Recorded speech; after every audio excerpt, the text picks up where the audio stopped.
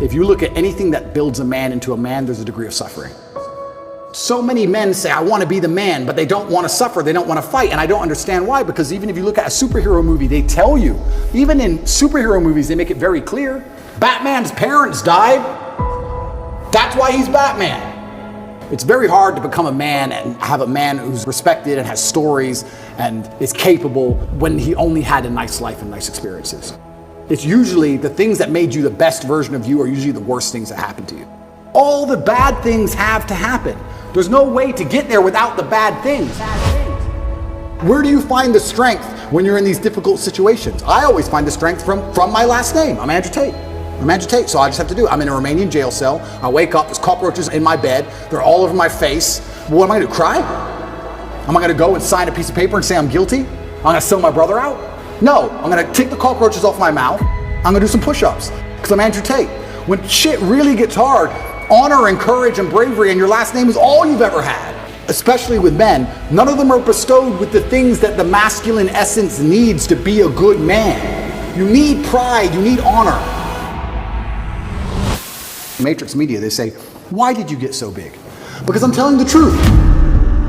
I'm telling the truth, which every man knows is intrinsically true in his heart, because God has instilled him with a basic degree of morality of right and wrong. I'm saying things to a 17-year-old boy and he's going, he makes sense. I get it.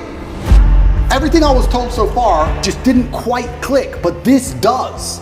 And that's what they're so scared of. I was talking about this the other day. I was talking about how I have a pet peeve, and one of my pet peeves is painkillers. And I was being typical me, and I was going over the top. And I was discussing with this guy. This guy said, have you got any aspirin? I said, there's no aspirin in my house. And he said, why?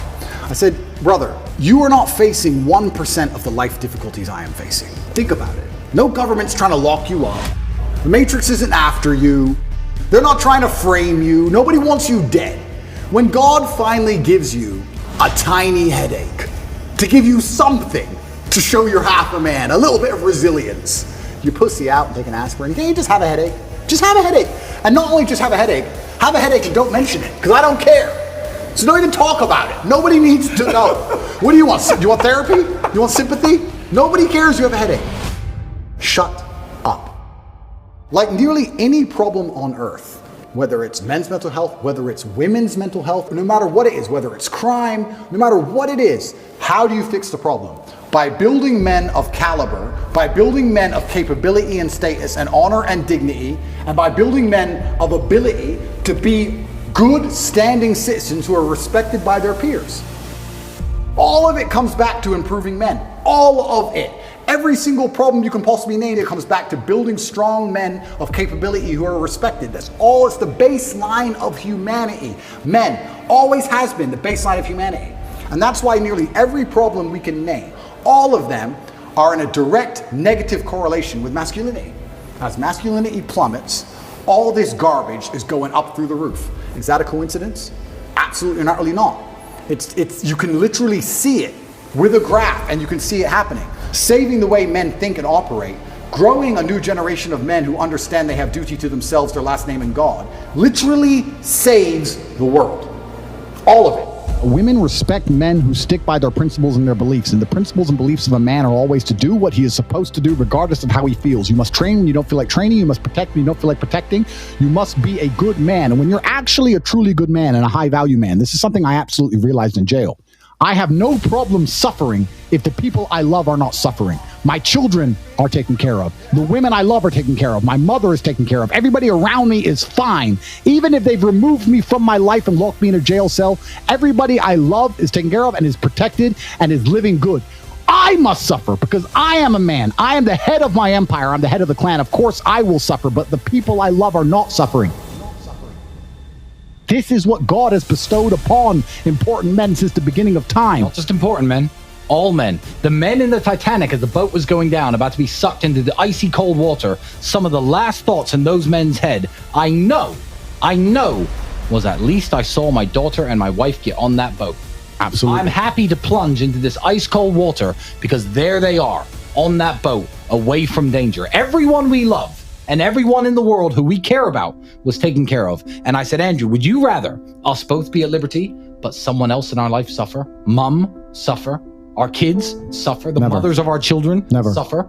No, I'm glad it was me. I'm glad I was the one who was suffering and everyone else was okay, because that's what being a man means.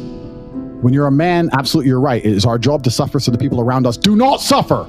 And that's why if you're a man and you're waking up every day and you're not trying your very best to be important or upgrade yourself or upgrade your character, or you're lacking motivation, then you have a serious problem, because it is your job to be capable of dealing with the insurmountable pressure which God is going to put upon you, so that when you suffer, everyone around you does well. Our lives are set up that even if they throw us in a dungeon today, everybody we love will be okay forever.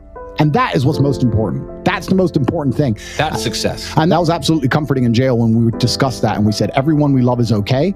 You and I just have to make it through this. And that's absolutely and utterly comforting. And if you're a man sitting at home right now, you need to sit and say, okay, if they plucked me from my life, if they picked me up and threw me in a room and locked me in a jail cell, which can happen. Which can happen to anybody, especially as they continue these matrix attacks on masculinity as a whole. Would your wife have a roof over her head? Would your children eat? Would your family be okay? Think about these things. This is what you're working for. You're not working to make money so you can buy a Lamborghini. You're working to make money, and you're thinking outside of the box, and you're becoming your best version of yourself, so all the people around you will always be okay no matter what happens. It is your job as a man to suffer. And we did our job fantastically, absolutely not as we should. We always will. And we always will. And everybody around us was okay. And that is extremely comforting in times of hardship, because we're built for suffering. We were absolutely not built for suffering. No matter how close I came to crying inside of that jail cell, I knew all the people around me were safe and all the people around me could eat. And that's all I cared about. I used my phone calls. When I would call other people and they were asking me how I was, I'd say, we don't want to talk about me. How are you? Are you okay? Are you okay with the media pressure? Are you okay? Are your bills paid? Do you have money? Can you eat? I'm in a jail cell in Romania making sure that everyone I love is okay. I don't need them to sit and worry about me. I worry about them. I sat in a jail cell making sure I could fix the problems for the people I love outside in the free world from a dungeon. That is what a man does. And you must prepare and set up your life for that. You must be prepared to be plucked from life. And understand that everybody around you who once relied on you will still be relying on you, even when you sit in that jail cell. It's still up to you. You are still the man of the household. You are still the top G of your life. Only you. And if you don't pay the bills, who's going to do it? Your wife's just going to what? Go get a job, get like 5 jobs and raise your kids? How's she going to do that?